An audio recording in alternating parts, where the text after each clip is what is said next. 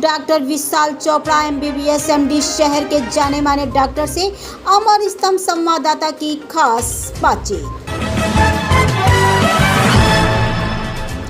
आपको बता दें कि कानपुर साउथ क्षेत्र के दबौली स्वास्थ्य केंद्र के ठीक पहले बनी पॉलिटेक्निक, जहां डॉक्टर विशाल चोपड़ा जो कि एमबीबीएस एमडी हैं, प्रतिदिन सुबह शाम मिलाकर 60 से 70 ओपीडी देखते हैं। बदलते मौसम में बढ़ती बीमारियों की रोकथाम हेतु किस तरह से मरीजों को सावधानी बरतनी चाहिए जिससे उनका स्वास्थ्य दिन पर दिन अच्छा हो, इस संबंध में बातचीत के दौरान क्या बोले डॉक्टर विशाल चोपड़ा, आइए देखते हैं मंडल ब्यूरो मुकेश कुमार के साथ।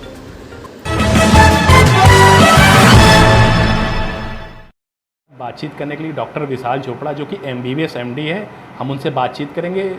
मौसम बदलते हुए किस तरह से ज़्यादा बीमारियां फैलने, कितनी ओपीडी प्रतिदिन चल रही है, इन सब चीज़ों के बारे में जानकारी लेंगे और सर बताएंगे। सर धन्यवाद जी। सर मोस्टली इस समय मौसम को देखते हुए प्रतिदिन कितनी ओपीडी और मोस्टली किस तरह के पेशेंट इस समय ज़्यादा मिल रहे हैं? सर देखिए, ये हर साल की कहानी है कि जैसे ही मानसून गुजरता है तो बहुत सारे मरीज़ बुखार लेके आते हैं, जॉन्डिस लेके आते हैं, खांसी जुकाम लेके आते हैं। प्रायः देखा गया है कि ये मौसम जो टेम्परेचर में जो वेरिएशन होता है उससे वायरस पनपते हैं। तो हमें विशेष ध्यान रखना है कि हमें जैसे गर्मी से आप बाहर आएँ तो तुरंत ठंडा पानी ना पिएं, क्योंकि ये जो टेम्परेचर वेरिएशन है ये गले के इन्फेक्शन करेगा। दूसरी बात है, बाहर की चीज़ें ना खाएं। डायरिया बहुत फैल रहा है इस वक्त। जो गर्मी का मौसम होता है वो कीटाणुओं को पनपने के लिए एक उपयुक्त एक वो स्थान देता है। तो हमें बाहर की चीज़ें अवॉइड करनी चाहिए। जितना कम हो सके बाहर का पानी पिएं, घर का ही पानी लेके जाएं, कहीं बाहर जाएं। और विशेषकर बच्चों को जो आजकल जंक फूड बहुत खाते हैं, उनको पेट की बीमारियां बहुत ज़्यादा होती हैं, तो वो अपने बच्चों को समझाएं, क्योंकि बच्चों को समझाना बहुत ज़रूरी है। जैसा हम लोग देख रहे हैं कि समय के साथ चीज़ें बदल रही हैं, तो बाहर की चीज़ें ना खाएँ बच्चे, घर में ही चीज़ें खाएँ।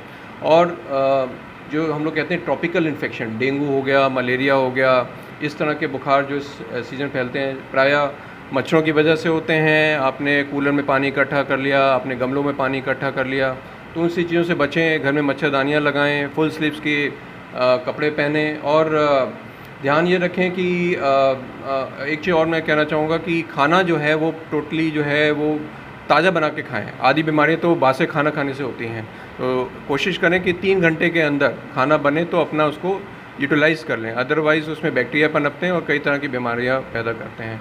तो मेरा यही एडवाइस है सबको कि मौसम के हिसाब से अपने आप को बदलें। अगर आपको लग रहा है कि आसपास बीमारियां फैल रही हैं तो थोड़ा सा अपने आप को बचाने के लिए जो भी प्रयास कर सकते हैं, जिसमें कि मैंने जैसे बताया कि डेंगू वगैरह फैल रहा है, तो अपने आप को बचाने के लिए मच्छरों से बचें।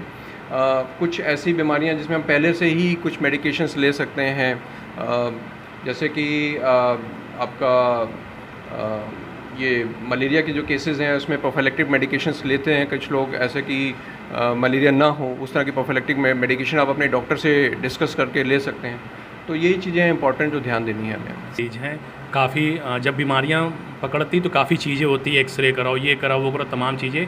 उनके लिए सर क्या सुविधा है गरीबों के लिए आपके हॉस्पिटल यहाँ पे क्लिनिक पे? देखिए, मेरा क्लिनिक तो एक प्राइवेट क्लिनिक है। मुझे किसी तरह का कोई आर्थिक सपोर्ट नहीं है किसी तरफ से। मैं तो अपनी कोशिश ये करता हूँ कि जहाँ अपने बल से अपने उससे हो पाता है तो गरीब लोगों के लिए फ़ीस भी छोड़ देते हैं, अपने से मिलने वाली दवाइयाँ भी दे देते हैं, डिस्काउंट्स कर सकते हैं, जो मेरे परिधि में आता है उतना कर देते हैं। तो डॉक्टर, एक अच्छा डॉक्टर वो है जो समाज में न केवल बीमारियों को ही ठीक करे, अपितु बीमारियाँ ना हो उसके प्रति लोगों को जागरूक करे। और एक समाज का इम्पोर्टेंट अंग होता है चिकित्सक, तो उसको लगता है कि जो जिस तरह से अपना योगदान कर सके तो वो उसको करना चाहिए, क्योंकि बहुत सारे लोग हैं जो मजबूर हैं, जो दवाइयाँ नहीं खरीद सकते हैं। उनको प्राइवेट प्रैक्टिस में हम लोग यही कोशिश करते हैं कि जहाँ तक हो सके उनको अपनी तरफ से जो सहयोग कर सकें वो करने का प्रयास करें। सर प्रतिदिन कितनी ओपीडी इस समय चल रही है? देखिए, अगर देखा जाए तो इस वक्त ओपीडी 60-70 पेशेंट तो आ ही रहे हैं हर तरह की बीमारियों के। ज़्यादातर इस वक्त हर साल मानसून में डेंगू हो गया, आपका बुखार वाले मरीज़ हो गए, खांसी जुकाम वाले मरीज़ हो गए, पेट दर्द, डायरिया वाले, इस तरह के मरीज़ हर साल ही आते हैं। लगभग हर चिकित्सक के पास इस तरह के मरीज़ पहुंचते हैं। सर साउथ क्षेत्र में आपका काफ़ी नाम है, तो लगभग ऑन कॉल कितने हॉस्पिटल विजिट वगैरह हो जाती होगी आपकी? तो देखिए, मेरे पास तो 2 एक हॉस्पिटल है, क्योंकि मैं ज़्यादातर क्लिनिक पे ही प्रैक्टिस में बिज़ी रहता हूँ। तो 1-2 हॉस्पिटल आसपास के हैं, वहीं पे मैं अपनी सेवाएं प्रदान करता हूँ। जैसे पीपीएम हॉस्पिटल है, मातशाह हॉस्पिटल है, जो आसपास के हॉस्पिटल जो बुला लेता है 1-2 हॉस्पिटल, वहाँ चला जाता हूँ मैं इस तरह से। सर, आज प्रदेश देख रहा है, आगामी 15 अगस्त रक्षाबंधन ऐसे त्यौहार को देखते हुए कानपुर की जनता को क्या संदेश देना चाहते हैं? देखिए, 15 अगस्त एक हमें दिखाता है कि हमारे लिए स्वतंत्रता का क्या महत्व है। मैं चिकित्सक होने के नाते यही कहूँगा कि हमें रोगों से भी स्वतंत्रता चाहिए, तो इसके लिए हमें जागरूक होना पड़ेगा। हमें ऐसी बातों को सीखना पड़ेगा जिससे हम अपने को स्वस्थ रख सकें, क्योंकि अगर हम अपने आप को स्वस्थ रखेंगे तभी हम एक स्वस्थ समाज का निर्माण कर सकेंगे।